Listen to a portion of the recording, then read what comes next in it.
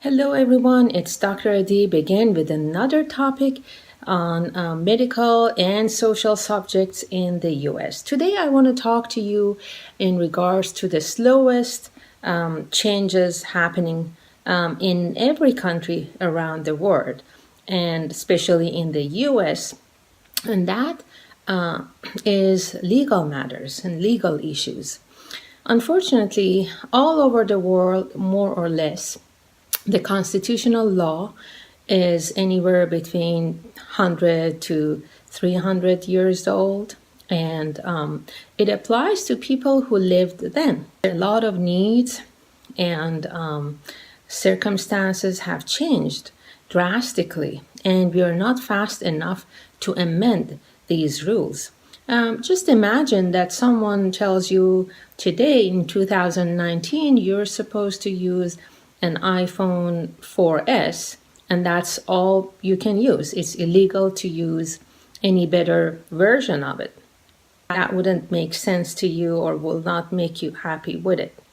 Unfortunately, the way we're handling a lot of legal matters, which is one of the main needs that we have, health and our safety are the two important pillars in everyone's life to feel safe and have a well-being, sense of well-being in order to work and progress in life. And unfortunately, legal matters is one thing that we're not handling well, and we're not looking at it the way we should be looking at it. One important thing that I have geared my talk to is jury duties. Once in a while, I hear my staff, my colleagues needed to go to jury duties because they've been invited. So they encounter difficulties in order to set up childcare or get off of work with or without someone replacing them at work to attend these jury duties, which sometimes is not one sitting only. Sometimes it's a chain of courts and trials that goes on and on and on. And at the end of the trial, they will be the people who will be one of the deciders of that team, of that jury duty team. Now, having a team of experts is wonderful, and we don't want to put someone's destiny in hands of only one person who may have errors, who may have emotional swings, or may inadvertently or subconsciously side against or with something. But on the other hand, imagine how many times you have read an article about any topic, about relativity, about taxes, about insurances, about medical problems. How many times you have read an expert written article and you've digested and you have understood it 100%. Of course, we all are good in the fields that we work at, but it's not really a good idea to have regular people, and by regular people I mean different people working in different fields, sit and listen to a witness expert about a topic and then ask them to vote on something. That's really backward, and that history goes back to hundreds of years ago, where the situation of this country was totally different. And the matters were somehow that any normal, natural, sane person could judge about something and could have a vote which was legitimate. All of you might remember the trial of O.J. Simpson, and those of you who are familiar with DNA concept know how accurate DNA is. It's way more accurate than fingerprints or blood types that we used to use before. And the chances that two people are similar in DNA is very, very, very rare.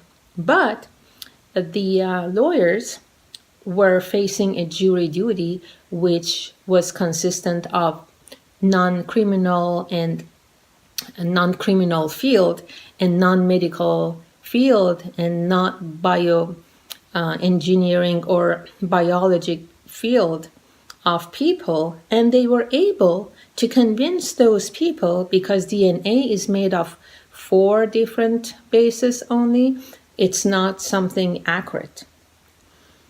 And unfortunately, the trial did not come up with a good conclusion and could not consider all the facts. There are many, many different examples that I can bring up for you. A lot of times when we hear a witness expert, unless the person hearing that is part of the criminal justice system, may not totally quite understand the tricks and the deficiency or the problems and the flaws of the idea that they're trying to sell to jury duty. And that's a big problem. Same thing with medical malpractice issues. They bring a medical expert to say their opinion, but the people who listen to that idea are not the best people to be able to tell if that medical expert is presenting everything the way they should. Have they omitted some facts? Or the facts that they're telling is it 100% facts? And so on and so forth.